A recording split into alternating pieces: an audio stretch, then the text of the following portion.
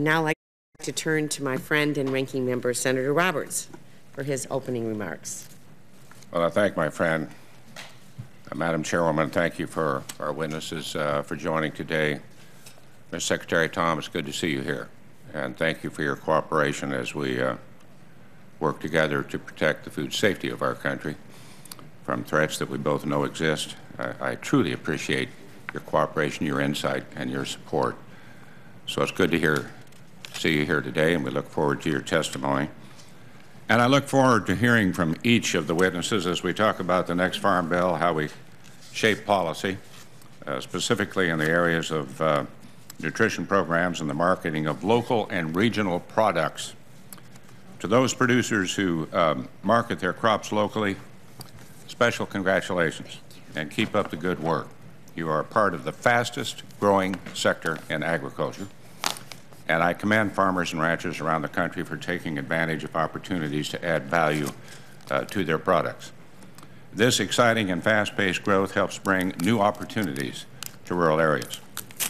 But I must caution that the belief that locally grown and purchased food is inherently better, safer, more environmentally sustainable than food produced elsewhere in our country can pit one farmer against another farmer, town against town, and state against state. All food grown in this country is local to their communities, regardless of where it's sold. Now is a time when all of agriculture needs to come under one tent to meet the growing demands of a troubled and hungry world and a global population expected to hit 9 billion people in several decades.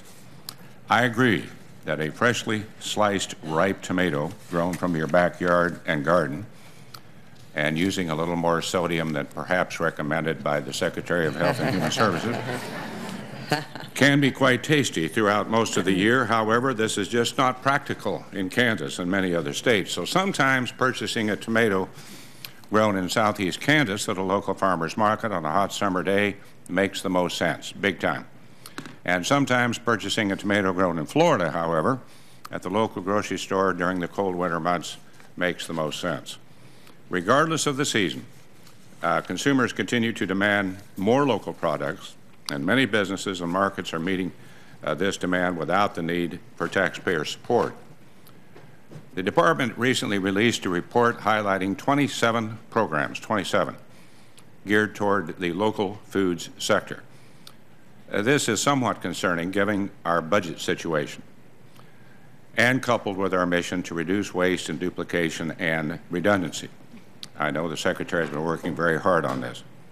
As we hear from our witnesses here today, I look forward to hearing how we can consolidate, how we can streamline, how we can consider programs that are the best use of our taxpayer dollars, just like we asked our conservation and rural development and energy witnesses in previous hearings. On the nutrition front, the President has requested $70 billion for 2013 to fund the benefits in the Supplemental Nutrition Assistance Program, SNAP, or formerly known as food stamps. With a retailer trafficking rate, hard to say, of 1% and improper benefits payments totaling 3.8%, annual SNAP errors total $3.4 billion. Now, let me repeat that, $3.4 billion per year in errors. Now, I want to point out to my colleagues that the total is over 2/3 of the annual support programs for our commodity programs that we have been providing to farmers nationwide who produce most of our food and fiber. We should be at least as motivated to eliminate fraud, waste, abuse, loopholes, and to find efficiencies, all hard to do, I know, in SNAP, as others are motivated to eliminate the commodity safety net programs. I appreciate very much the Secretary taking this very valuable time to testify, and I look forward to today's hearing. Thank you, Madam Chairman. Thank you very much. And before